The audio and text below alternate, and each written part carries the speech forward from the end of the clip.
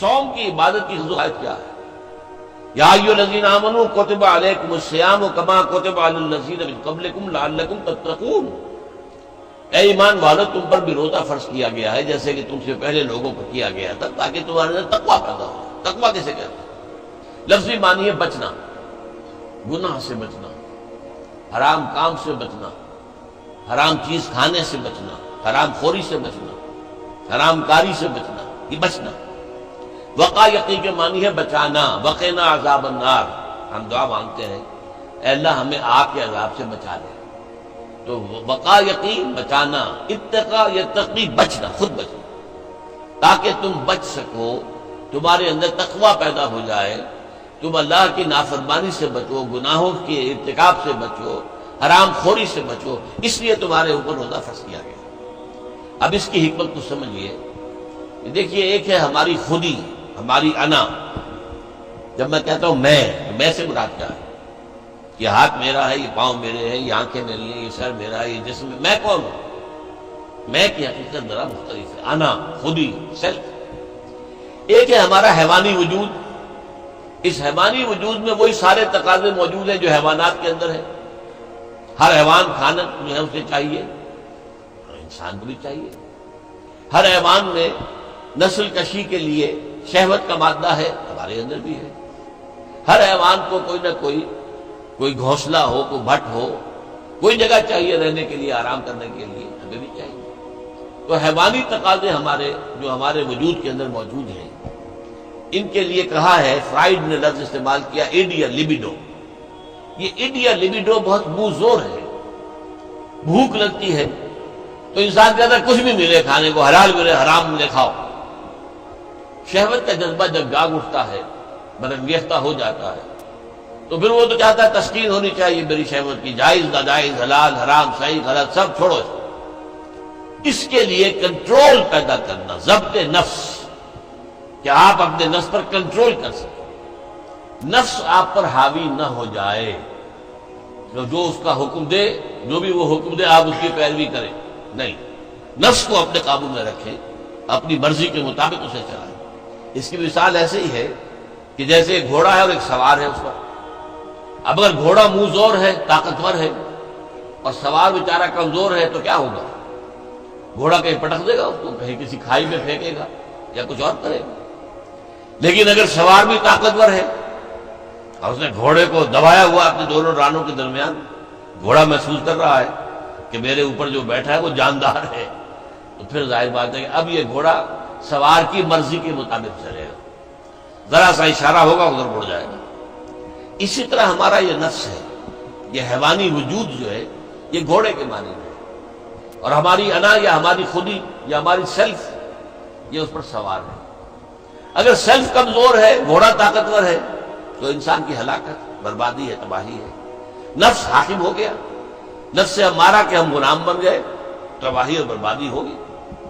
ہاں اگر آپ کی انا مضبوط ہے، آپ کی خودی طاقت پر ہے، آپ کی سیلف جو ہے اس کے اندر طاقت ہے، تو یہ حیوانی وجود اب آپ کے کام آئے گا۔ گھوڑا جیسے آپ کو آپ کی مرضی کے مطابق لے کر جائے گا، منزل تک پہنچائے گا، ایسے ہی اس حیوانی وجود کو استعمال کر کے آپ نیکیاں کمائیں گے، خیرات حسنات، اللہ کو راضی کرنے کے لیے کام کریں گے۔ اس ہاتھ کو اسی کام کے لیے استعمال کریں گے، ان ٹانگوں کو اسی کام کے لیے استعمال کریں گے، اس زبان کو اسی کام کے لیے استعمال کریں گے۔ تو یہ ہے اگر آپ کا کنٹرول نفس پر ہے، اس کا نام ہے ضبط نفس۔ اور یہاں میں تھوڑا سا اشارہ کر دوں کہ ایک اور نفس بھی آتا ہے، نفس کشی، نفس کو مار دینا۔ انگریزی میں اس کے لیے لفظ سیلف اینیہیلیشن۔ ایک ضبط نفس ہے، سیلف کنٹرول، ایک نفس کشی ہے، سیلف اینیہیلیشن۔ یہ سیلف اینیہیلیشن اسلام میں پسندیدہ نہیں ہے۔ نفس کو کچلو مت، گھوڑے کو مارو نہیں، یہ تو کام کی شے ہے، بس گھوڑے پر قوت حاصل کرو، گھوڑے کو اپنے کنٹرول میں رکھو، ورنہ نفس کا بھی حق ہے۔ گھوڑے کو بھی دانا پانی ڈالتے ہو کہ نہیں؟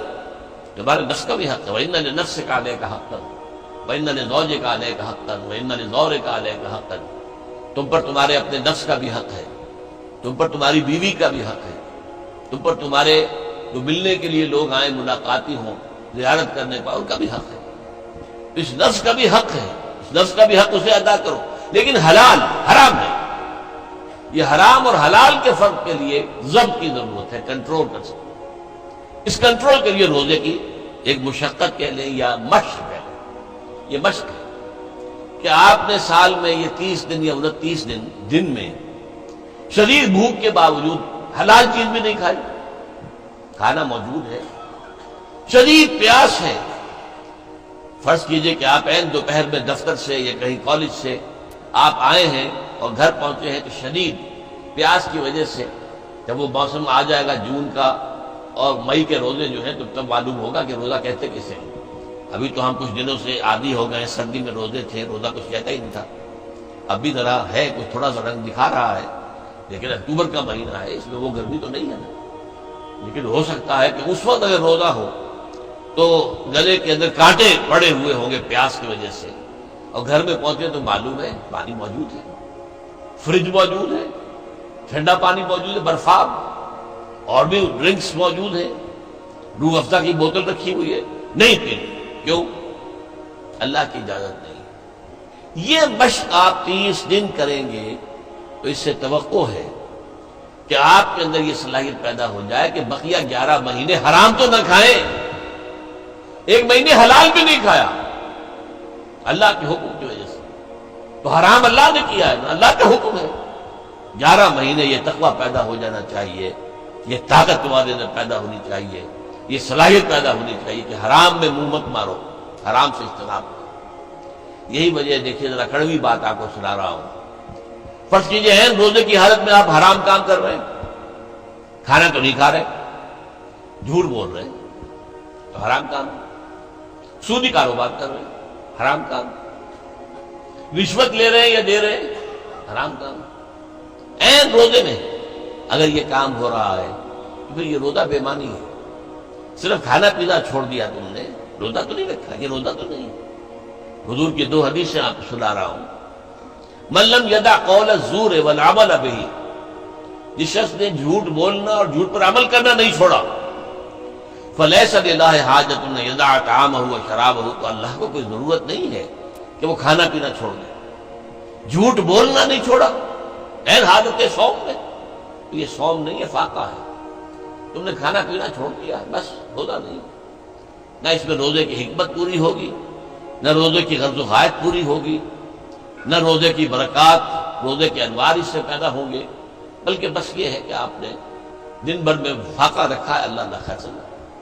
اس طرح ایک اور حدیث میں آتا ہے، کم من صائم لیس من صیامہ الا الجوع، کتنے ہی روزہ رکھنے والے ایسے ہیں جنہیں اپنے روزے سے سوائے بھوک کے اور کچھ حاصل نہیں، بھوکا رہا بس، منہ بند کیے رکھا، باقی روزہ نہیں تھا وہ۔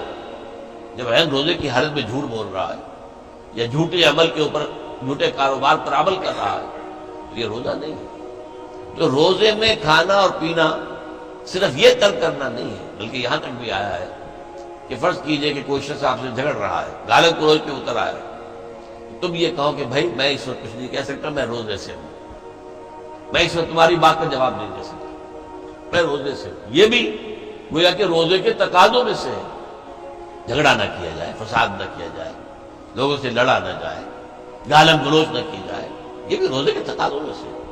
تو روزہ رکھا جائے پورے آداب کے ساتھ تو اس سے تقویٰ پیدا ہوتا ہے، اس میں کوئی شک نہیں۔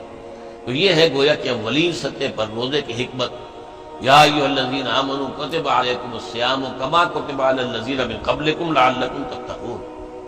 اب آئیے اگلی منزل، کچھ عرصے کے بعد پھر رمضان کے روزے فرض کر دیے گئے۔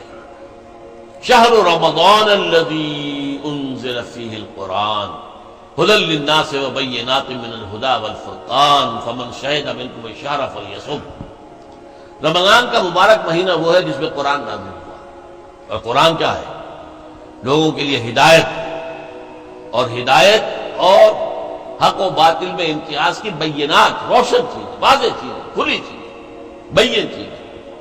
تو جو کوئی بھی تم میں سے پائے اس مہینے کو، نہ مریض ہو نہ بیمار ہو، موجود رہے اپنے گھر میں، فلیصم، تو لازم ہے اس پر کہ روزہ رکھے۔